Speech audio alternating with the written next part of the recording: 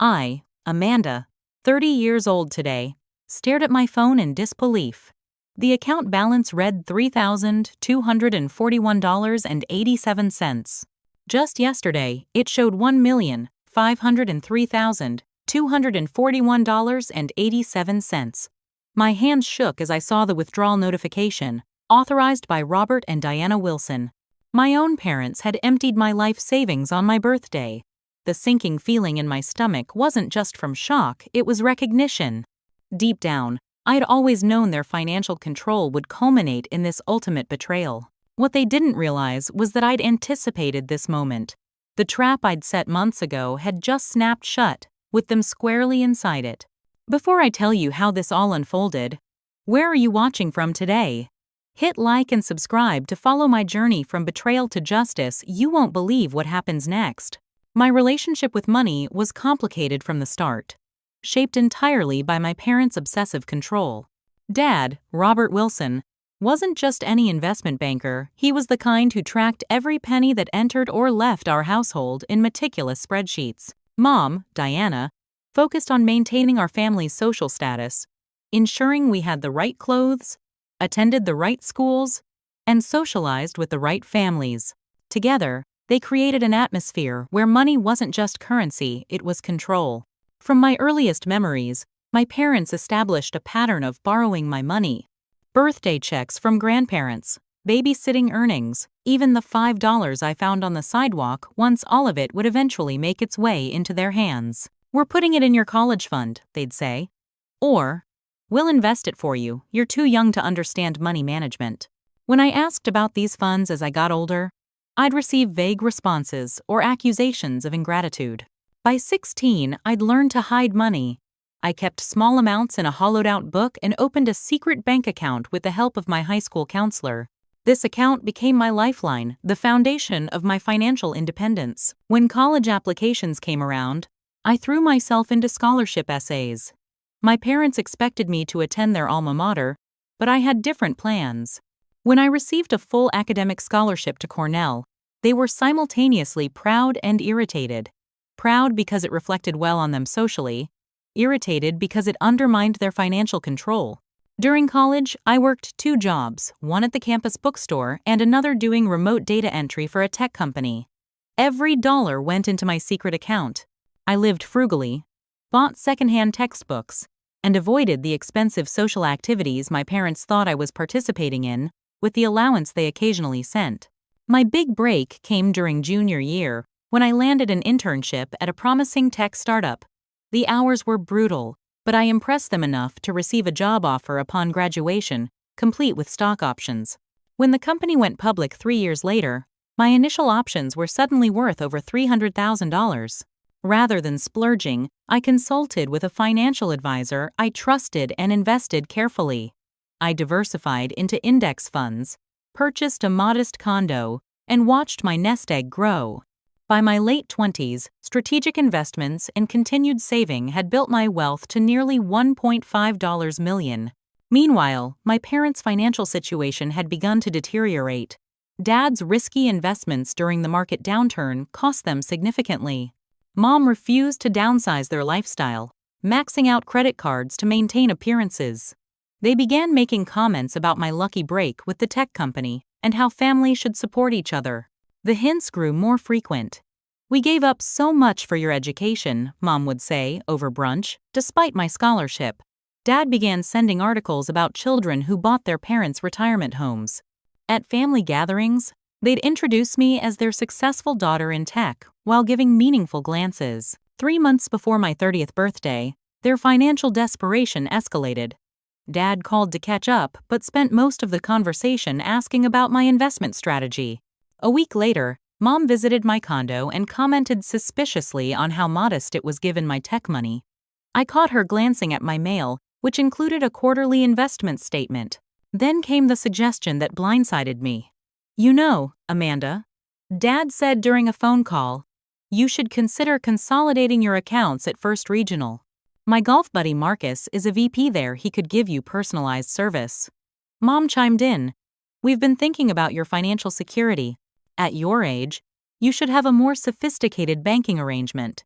Something felt off about their sudden interest in my banking, but part of me desperately wanted to believe they had changed, that they finally respected me as an adult and were genuinely concerned about my financial well-being. Despite my instincts screaming caution, I agreed to meet with Marcus at First Regional. The meeting went smoothly. Marcus suggested a premium account with special benefits, including the option to add trusted individuals as emergency contacts who could assist with account management if needed. He strongly recommended adding family members just in case. When I hesitated, he shared stories about young professionals who experienced emergencies where families saved their finances. After much internal debate, I decided to give my parents one last chance to prove they respected my boundaries. I opened the new account and added them as emergency contacts with what I understood to be limited access. I transferred most of my visible assets to this account temporarily, telling myself it was a step toward a healthier family dynamic. The night before my birthday, my parents called to confirm our dinner plans. Dad asked oddly specific questions about whether I'd spoken with my financial advisor recently. Mom wanted to know if I was bringing account documents to review over dinner. As I hung up, an uneasy feeling settled in my stomach. I dismissed it as paranoia from years of financial hypervigilance. But as I fell into an uneasy sleep, my subconscious was already connecting dots. My conscious mind didn't want to see. My 30th birthday began with a string of congratulatory text messages from friends. Still groggy, I smiled at their kind words while reaching for my phone to perform my daily financial check, a habit born from years of financial anxiety. The banking app opened to my account summary page. I blinked, assuming my vision was still blurry from sleep. Where there should have been 7 figures, the balance showed barely 4. $3,241.87. I refreshed the page. Same number. Heart pounding. I navigated to the transaction history. There it was. Emergency funds transfer authorization. Robert and Diana Wilson. $1,500,000. My hands shook so violently, I dropped the phone. After fumbling to pick it up, I immediately called the bank's customer service line. After authentication and several transfers to higher-level managers, the truth emerged. My parents had come into the branch yesterday afternoon, claiming I was experiencing a personal crisis and needed funds transferred immediately to an offshore account for medical treatments not covered by insurance. They had documentation showing their emergency contact status and had convinced Marcus, my father's golf buddy, to authorize the transfer despite the unusual amount and destination. I ended the call and sat motionless for several minutes. Then, as if possessed, I threw on clothes, grabbed my keys, and drove straight to my parents' house in the suburbs, a 20-minute drive I completed in 15. Their driveway held both their cars. I pounded on the front door until my father opened it, his expression shifting from surprise to cold detachment when he saw my face. "Amanda, this is unexpected." I pushed past him into the foyer. Suitcases stood by the staircase. My mother emerged from the kitchen, her face composed except for the slight twitch in her left eye, her tell when she was nervous. "What have you done?" My voice came out steadier than I felt. "We did what was necessary," Dad replied, closing the door. "Your mother and I have had some financial setbacks. The money will be put to good use." That was my money, everything I've worked for since college. Mom stepped forward, arms crossed. "Don't be dramatic, Amanda. We gave you life, provided for you for 18 years. Consider this repayment." Repayment? For what? Being born? Dad's expression hardened. "You've been selfish with your good fortune. We sacrificed everything for you, and when we needed help, you lived in your fancy condo with your millions sitting unused. I offered to help you restructure your debt last year. I offered to pay for financial counseling. You refused. We don't need advice from our child," Mom spat. "We needed resources, which you hoarded." I noticed a printed airline itinerary on the side table. Belize. One-way tickets. Today's date? You're leaving the country? With my money? The reality crashed down on me. "You're stealing my life savings and fleeing?" Dad straightened his shoulders. "We're relocating for retirement. The economy here is unstable." Retirement? With my money? I moved toward their home office, ignoring their protests. There on the desk sat bank statements, my bank statements, alongside property listings for beachfront villas in Belize, and information about countries without extradition treaties with the United States. "You planned this?" I whispered, leafing through their research. "You deliberated, stole from me, and planned to disappear where I couldn't find you or get my money back." "You're young," Mom said dismissively. "You can make it all back with your tech job. We're in our 60s, this is our only chance." The coldness in her voice shocked me more than the theft itself. These people who had given me life, raised me, claimed to love me, had calculated and executed the ultimate betrayal without remorse. "Get out," Dad said firmly. "We have a flight to catch. We'll call once we're settled." I backed toward the door, mind racing. "You won't get away with this." Mom actually laughed. "It's already done, Amanda. The money's gone." Lesson learned about trusting family, I suppose. I drove away in a daze, making it only a few blocks before pulling over as a panic attack overwhelmed me. Gasping for breath, I called the bank again and reached a different manager. This one confirmed my worst fears. The emergency contact authorization form I'd signed contained a loophole. Given the relationship and evidence of emergency my parents presented, the transfer had technically been legal authorized by the very documents I had signed. As my breathing steadied, I remembered the unusual insistence of Marcus, my father's friend, that I sign the forms quickly. How he'd casually covered certain sections with his hand as he pointed to signature lines. The unusual language about full temporary authorization in emergency situations, as determined by the authorized parties. I'd been played. Completely. Or had I?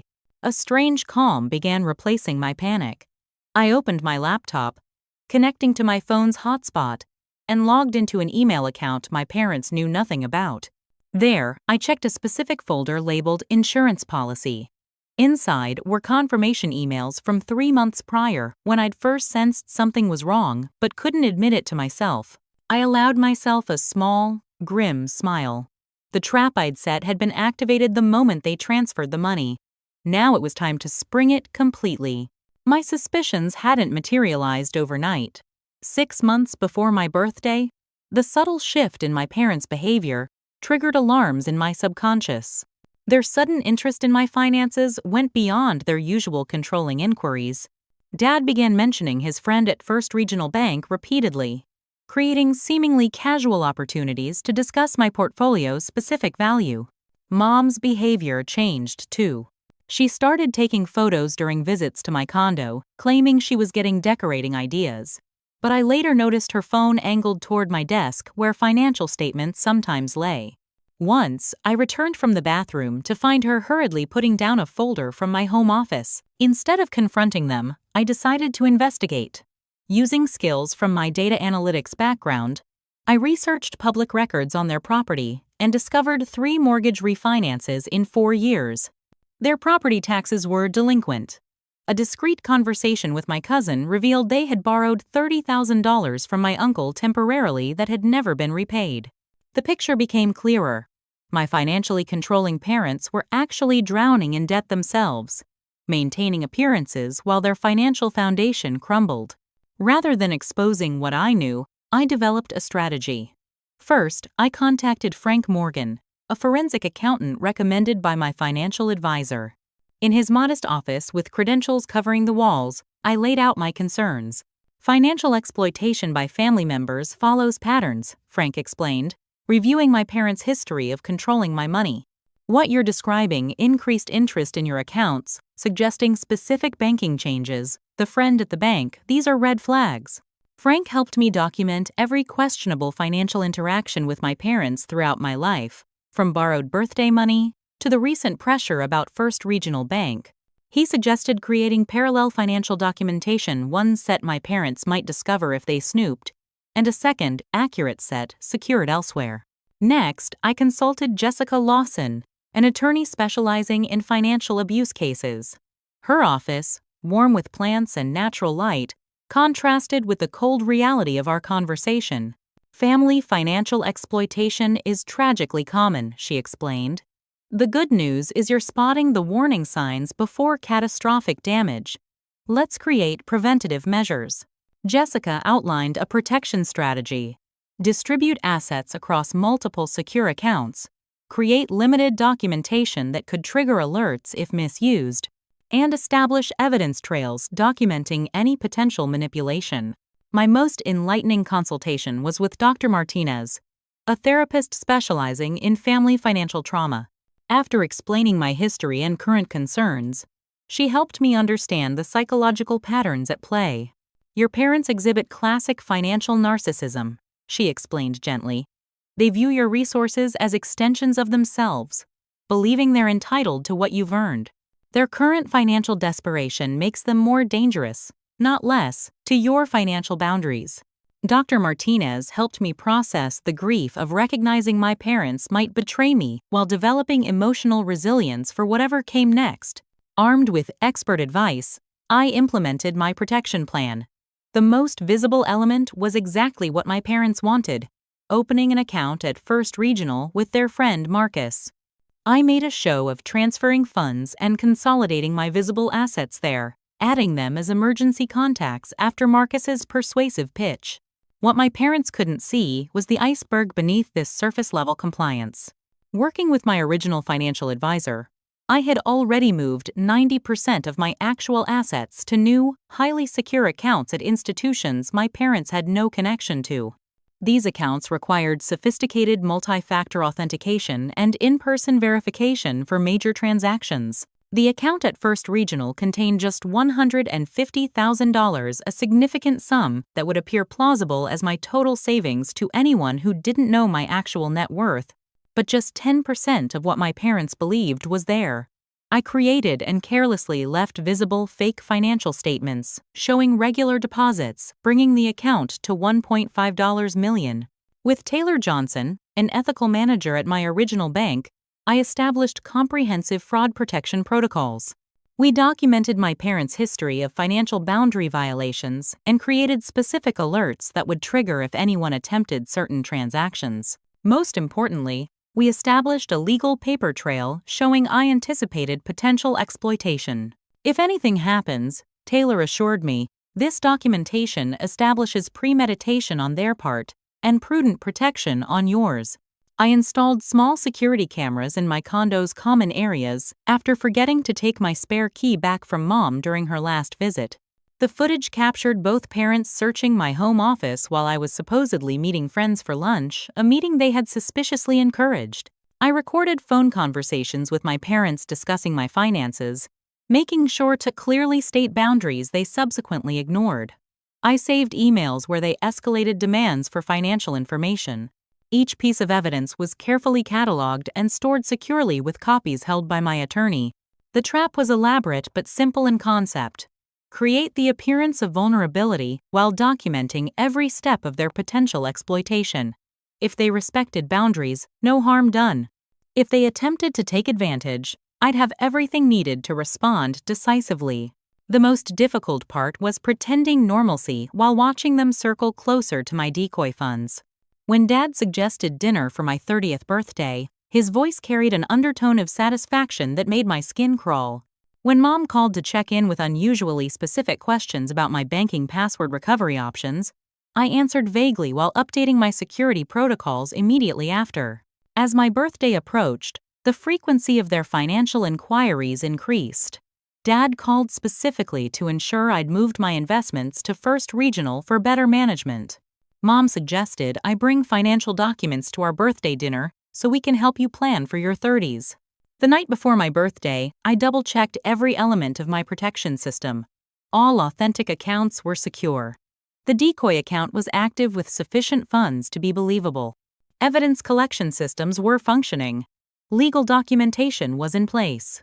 I went to bed with the uneasy feeling that a storm was coming, but confident I had built adequate shelter. What I didn't anticipate was how quickly the storm would hit, or how vindicated and heartbroken I'd feel when it did.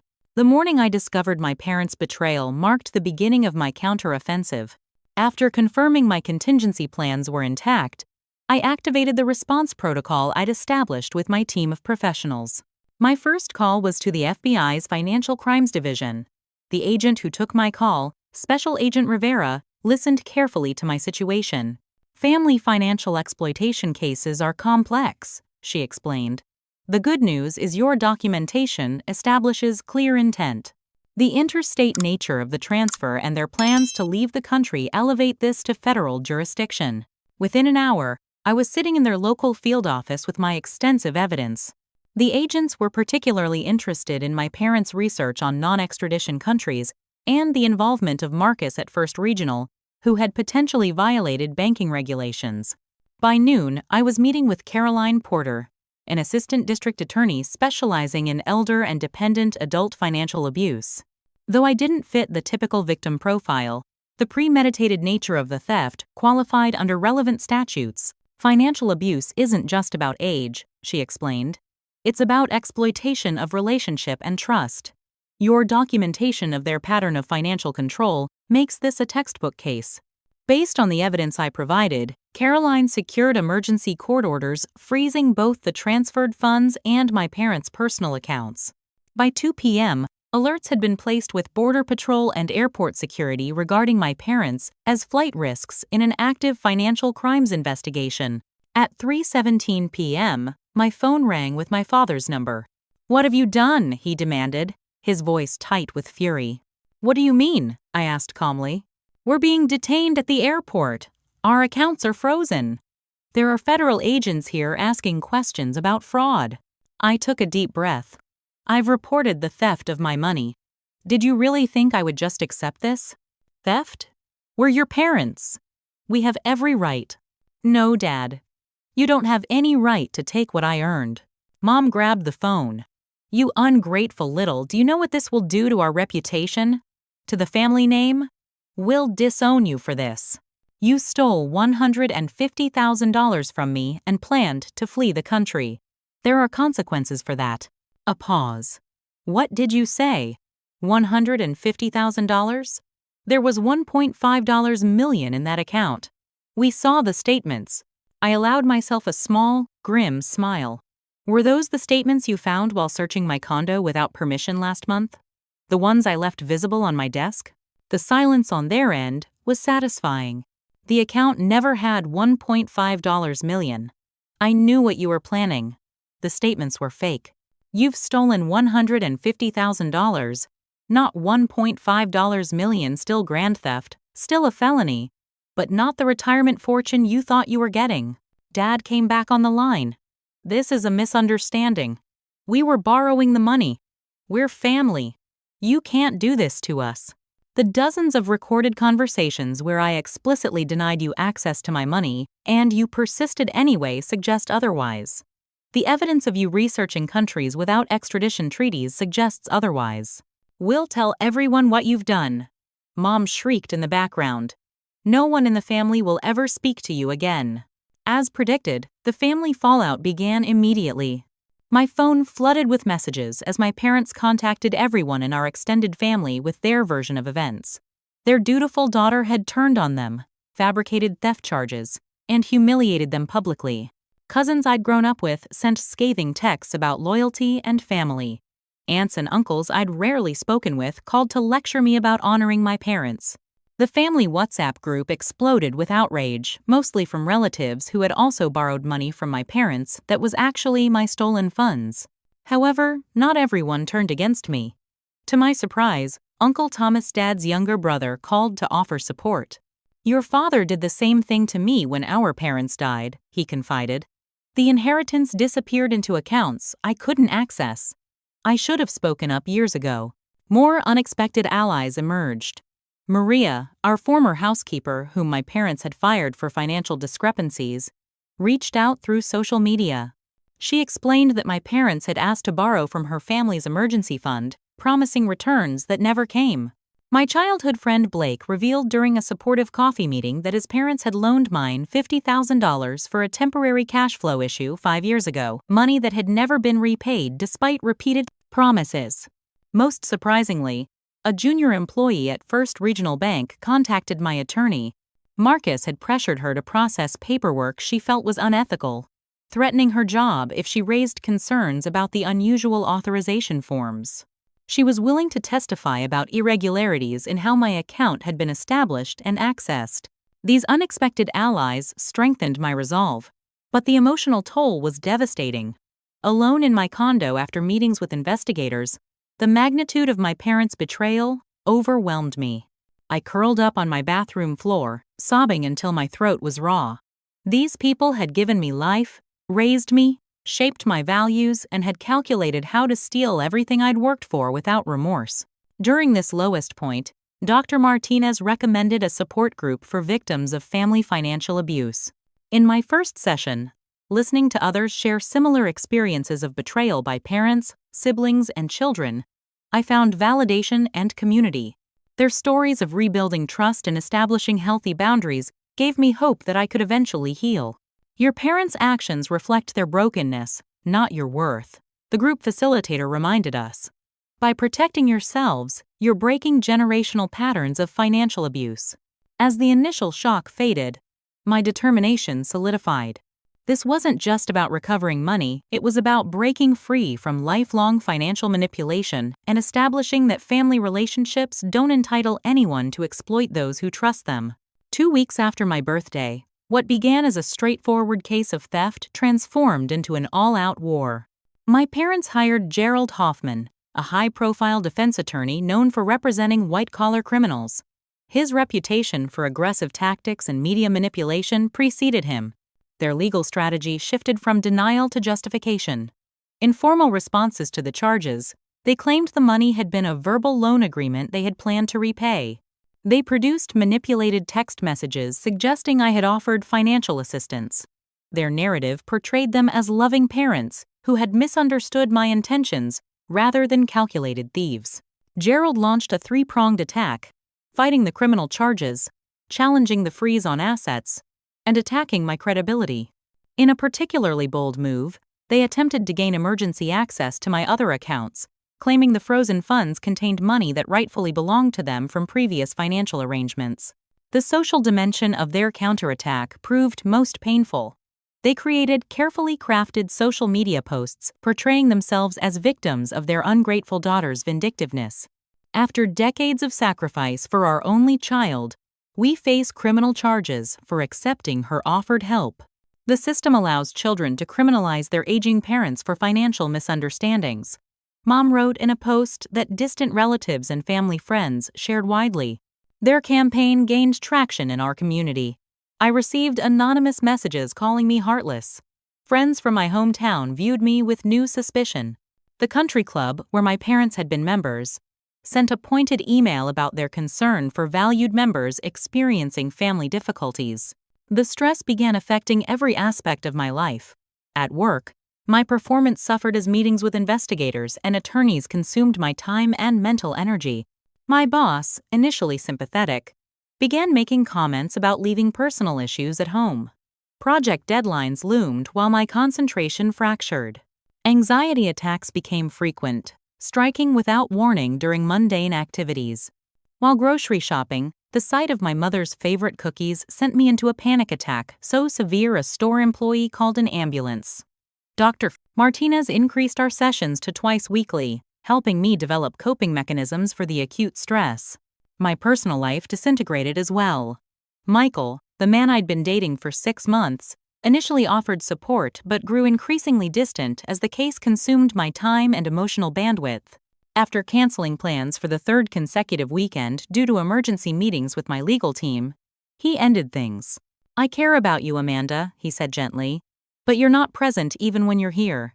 You need to focus on this battle. And I need someone who can be a partner now, not someday." Though I understood his reasoning, the rejection deepened my isolation. The betrayal by my parents had poisoned my ability to trust, making even casual interactions feel potentially threatening.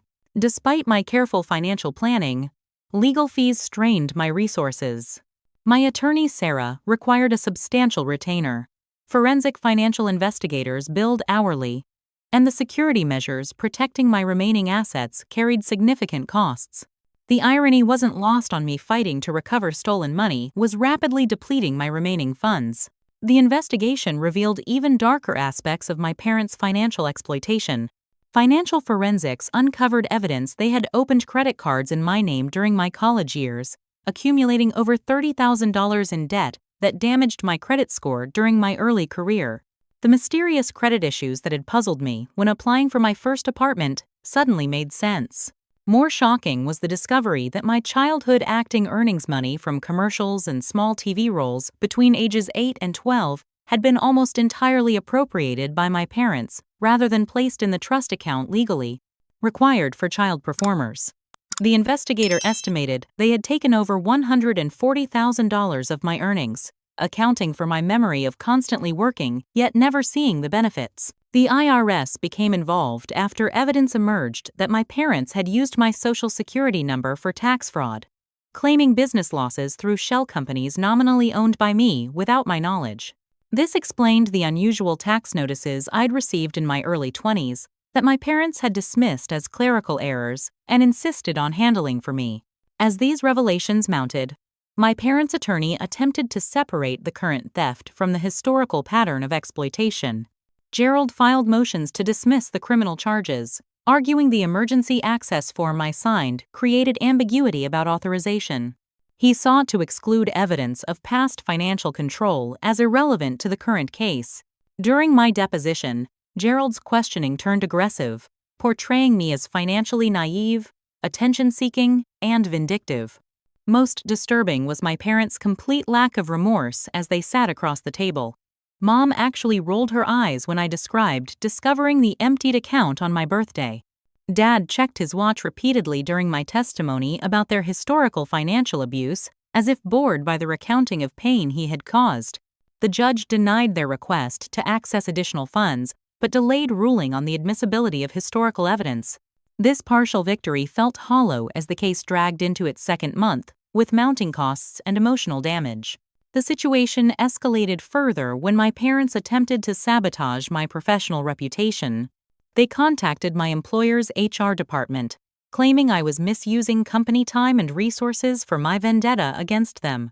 They reached out to colleagues on LinkedIn with vague concerns about my mental stability and financial trustworthiness. Their most devastating tactic was approaching my friends with emotionally manipulative stories about their suffering, combined with just enough truth about my childhood to seem credible.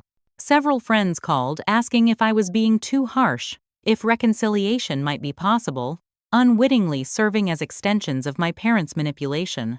By the 10th week of legal proceedings, my resources, financial, emotional, and social, were nearly depleted. During a particularly difficult therapy session, I confessed to Dr. Martinez that I was considering accepting a settlement offer.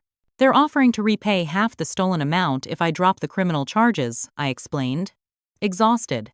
Maybe I should take it and end this nightmare. Dr. Martinez's response was measured. That's a valid option if your primary goal is peace. But I'm concerned about what message it sends to them about the consequences of exploitation.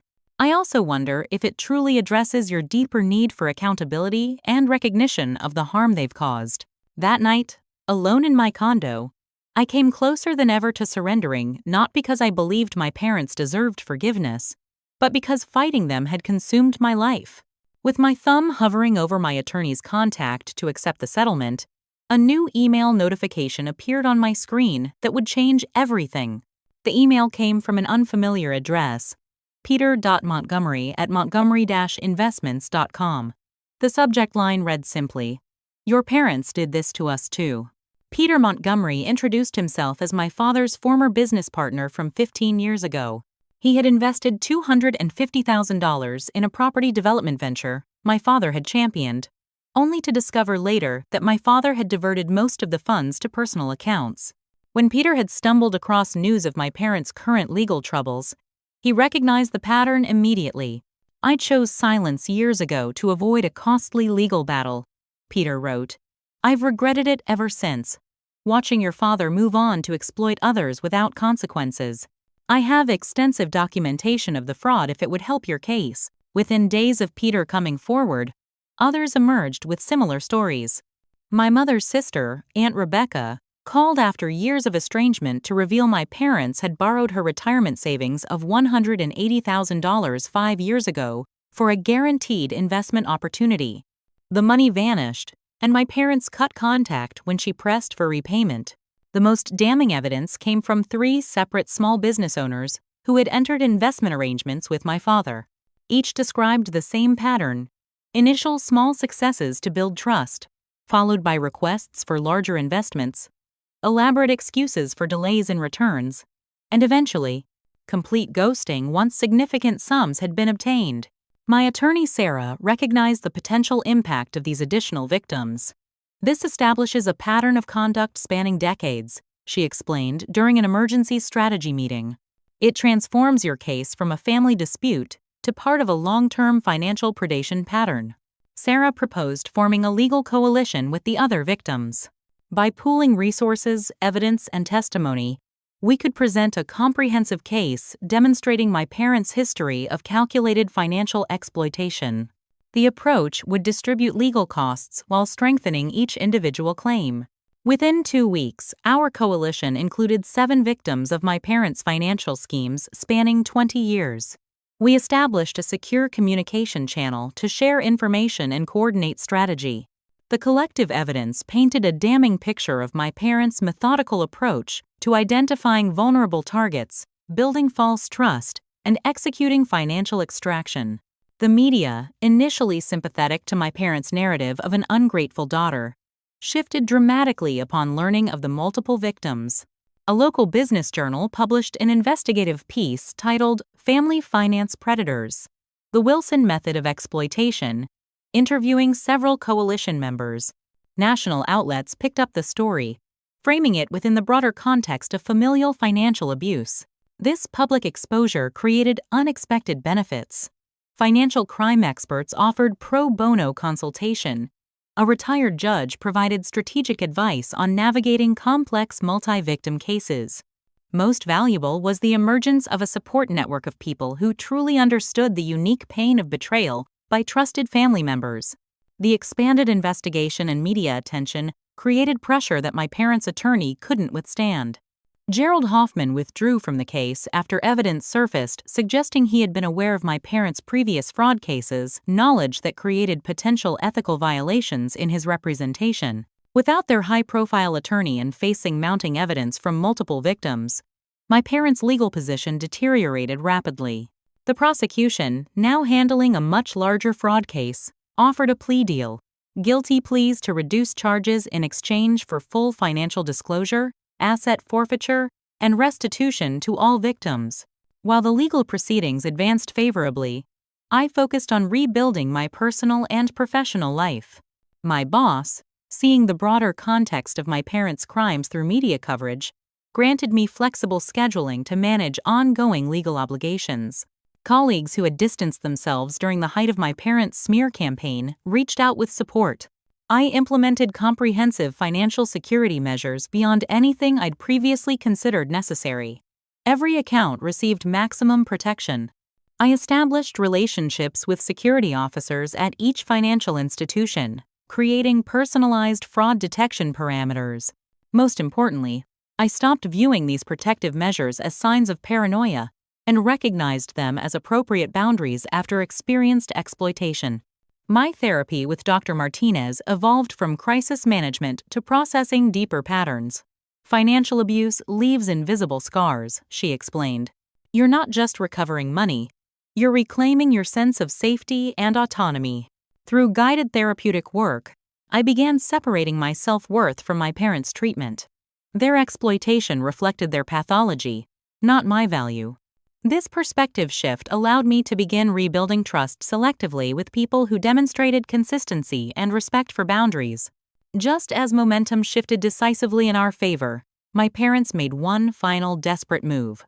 My cousin Ryan called, disturbed, to report they had approached him requesting $75,000 for legal expenses. They had promised to repay him once this misunderstanding with Amanda is resolved, and implied they had undisclosed assets that would become available soon. That same day, investigators discovered attempts to liquidate previously unknown investment accounts in the Cayman Islands. The transactions had triggered fraud alerts based on patterns identified in the ongoing investigation. Most chilling was the final message my father sent before their electronic devices were confiscated as evidence.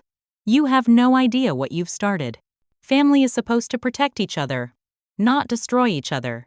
Remember that when this is over, less than 24 hours later, police apprehended my parents attempting to cross the Canadian border with fake identification and $30,000 in cash, violating their bail conditions and adding flight charges to their growing legal troubles. The final confrontation occurred during the sentencing hearing 3 months after my birthday. The courtroom was filled with victims, including coalition members and newly identified individuals who had come forward too late to join the case but wanted to witness justice. When given the opportunity to address the court, I delivered my impact statement with unexpected steadiness. Financial abuse leaves no visible bruises, but its damage is profound and lasting. My parents didn't just steal money, they stole security, trust, and my belief in family as a safe haven. They taught me from childhood that love was conditional upon financial compliance. They weaponized our relationship to access resources they hadn't earned. The true crime goes beyond dollar amounts. It's the calculated betrayal of the most fundamental trust between parent and child. My mother stared at the floor throughout my statement. My father maintained eye contact with an expression of defiance that faltered only when I detailed specific instances of childhood financial manipulation the court had deemed admissible as pattern evidence. When given their opportunity to speak, my mother offered a tearful apology that focused primarily on her own suffering and embarrassment. My father remained unrepentant, insisting that family financial arrangements shouldn't be criminalized and that I had overreacted to standard parental guidance. The judge's response was unequivocal. The court finds particularly disturbing your exploitation of your position as parents to systematically control, manipulate, and ultimately steal from your child. You abused the most sacred trust that between parent and child for financial gain. This case demonstrates why familial financial abuse requires serious consequences. As the bailiff led my parents away to begin serving their sentences, I felt no triumph, only the quiet relief of validation and the beginning of true freedom. 1 year after the birthday that changed everything, justice had been served. My parents received 3-year prison sentences with additional probation, monitoring restrictions, and permanent financial oversight. The court ordered full restitution to all identified victims, with priority given to those with immediate financial needs. The financial recovery process moved slowly but steadily. Of my stolen $150,000, approximately $120,000 was recovered through asset seizures and forfeitures. The remaining amount would come from my parents' future earnings under court-supervised payment plans. While the process wasn't perfect, the accountability and official recognition of wrongdoing provided closure that money alone couldn't have offered. Perhaps the most unexpected outcome was the Financial Freedom Foundation I established 6 months after the sentencing. Using a portion of my recovered funds and donations from supporters who followed the case, I created educational resources specifically addressing family financial abuse, a form of exploitation often overlooked in discussions of financial literacy. The foundation focused on 3 core areas: prevention through education, support for victims navigating legal processes, and advocacy for stronger protections against familial financial exploitation. Within its first 6 months, our online resources reached over 50,000 people, and our legal assistance program helped 12 victims begin proceedings against family members who had financially exploited them. Financial abuse thrives in silence and shame, I explained during an interview about the foundation. By creating spaces where victims can recognize patterns, name their experiences, and access practical support, we're dismantling the isolation that perpetrators rely on. My personal healing journey continued in unexpected ways. 6 months after the sentencing, Michael, the relationship I thought had been another casualty of my parents' actions, reached out. He had followed the case through mutual friends and news coverage, gaining context for what I'd been experiencing during our time together. "I understand now what you were going through," he said during our careful reunion coffee. "I mistook your self-protection for emotional unavailability. I'm sorry I couldn't see past my own needs then." Our reconnection progressed cautiously. I was different, more deliberate about boundaries, more explicit about expectations, more attuned to early warning signs of control. Michael respected these changes, demonstrating consistency and transparency, that slowly rebuilt trust. By the 1-year mark of the case's resolution, our relationship had evolved into a healthier, stronger connection than before. The extended family landscape transformed entirely. Many relatives who had initially condemned my actions eventually apologized after learning the full extent of my parents' exploitation patterns. Some relationships were cautiously rebuilt. Others remained cordially distant. I learned to distinguish between those who truly regretted their rush to judgment and those who merely wanted to align themselves with the prevailing narrative. Uncle Thomas became an unexpected source of support and family connection. Having experienced similar exploitation by my father years earlier, he understood the complex emotions of being betrayed by family. Our weekly phone calls provided a space where I could process feelings too complicated to share with friends who hadn't experienced familial betrayal. Family should be your strongest supporters, not your greatest vulnerability, Uncle Thomas often reminded me. We're building the healthy family connections your parents weren't capable of maintaining. Through therapy and the support group I continued attending, I developed a framework for processing the ongoing emotional aftermath. Dr. Martinez helped me recognize that grief would come in waves, grief not just for the stolen money, but for the parents I deserved but never had, for the childhood security that was systematically undermined, and for the simple trust in family that most people take for granted. Financial recovery follows a predictable timeline, Dr. Martinez explained. Emotional recovery isn't linear. There will be days when you feel completely healed, followed by moments when the pain feels fresh. Both experiences are valid and expected.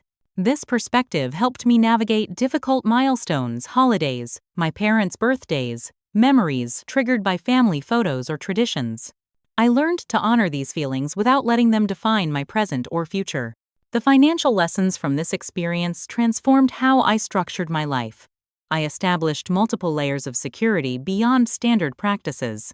My accounts featured advanced authentication, monitoring alerts, and relationship managers who understood my history. Legal protections, including specialized power of attorney documents with explicit limitations, became standard elements of my financial planning. Perhaps more importantly, I developed a healthier relationship with money itself. Where financial security had once represented protection against my parents' control, it now became a tool for creating the life I wanted. I made more conscious choices about spending, saving, and investing based on my values rather than fears. 9 months after sentencing, my father sent a letter from prison.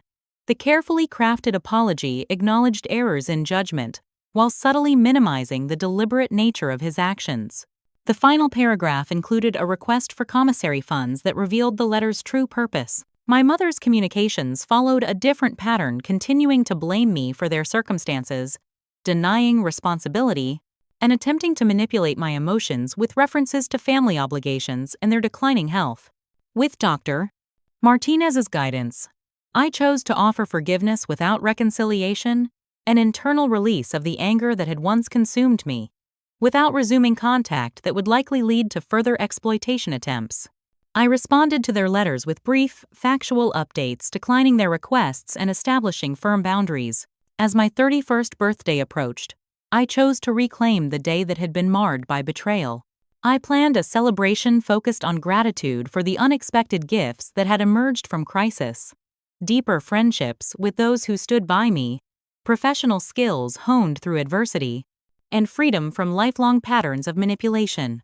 The week before my birthday, I moved to a new city, a physical manifestation of my fresh start.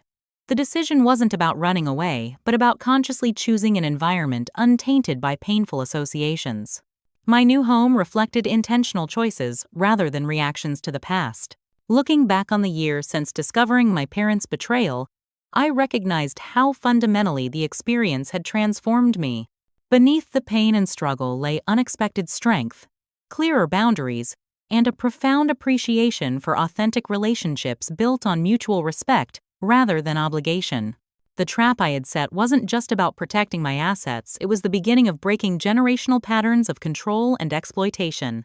By standing firm against manipulation disguised as family love, I had created the possibility of something better for myself and for others I might help through sharing my story. Have you ever discovered that someone close to you wasn't who you thought they were? How did you handle that revelation? Share your experiences in the comments.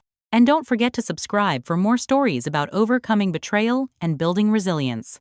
If this story helped you recognize concerning patterns in your own relationships, please share it. Your share might be someone else's wake-up call. Thank you for joining me on this journey. And remember, true family is defined by respect and support, not just shared DNA.